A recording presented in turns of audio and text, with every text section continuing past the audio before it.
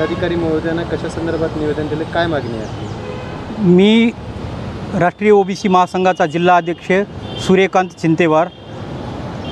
आम्ही 12 मागण्याचं एक आदरणीय जिल्हाधिकारी साहेबांना निवेदन दिलेलं आहे की राष्ट्रीय ओबीसी महासंघाच्या वतीनं आजपर्यंत आम्ही सतत संघर्ष करत राहतो।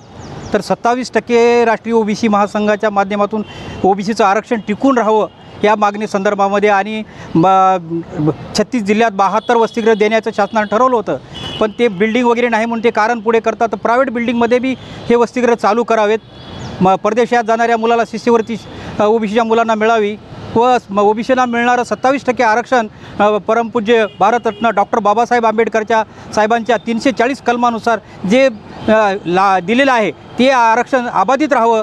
आमची बाकी मराठा समाजाला आरक्षण देऊ नये अशी आमची कुठली बी हे नाही, मराठा समाजाला आरक्षण द्यावं। पण 50%ची अट आहे ती EWSनं शिथिल झालेली आहे, तर ते 50%ची अट शिथिल करून मराठा समाजाला आरक्षण द्यावं। परंतु या ओबीसीचं जे 27% आरक्षण आहे ते टिकून द्यावं, यासाठी आम्ही जिल्हाधिकारी साहेबांना निवेदन दिलं आहे। राज्यपालाकडे, एकनाथ शिंदे साहेबाकडे, मुख्यमंत्र्याकडे असं पाठवले आहे। 13 लोकांना हे निवेदन पाठवलं आहे।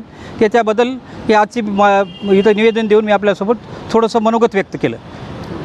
हां सर, आपण आज जिल्हाधिकारी महोदयांना कशा संदर्भात निवेदन दिलं, काय मागणी आहे आपल्या? राष्ट्रीय ओबीसी महासंघ या राष्ट्रीय पातळीवर कार्यरत असलेल्या संघटनेमार्फत जिल्हा शाखा नांदेडच्या वतीनं जिल्हाध्यक्ष सूर्यकांत चिंतेवारजी व युवक अध्यक्ष आमचे ॲडव्होकेट GS मुगटकर यांच्या माध्यमातून आम्ही जिल्हाधिकारी कार्यालयात नांदेड यांच्या वतीने यांच्यामार्फत आम्ही राज्यपाल व मुख्यमंत्री तसेच ओबीसी विभागाचे प्रधान सचिव यांना निवेदन सादर केलेलं आहे।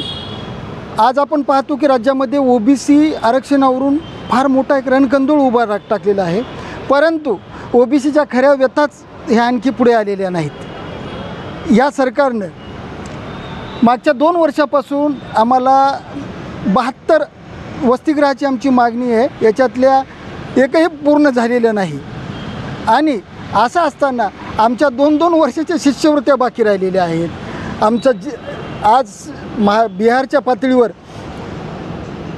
महाराष्ट्रामध्ये ओबीसीची जनगणना व्हावी आणि जोपर्यंत ओबीसीची जनगणना होणार नाही, महाराष्ट्राची जनगणना होणार नाही, तोपर्यंत हा मराठा आरक्षण असो की ओबीसीच्या आरक्षणाचा विषय असो त्याचा डाटाच नसेल सरकारकडं, तर हे सरकार कशी विभागणी देणार?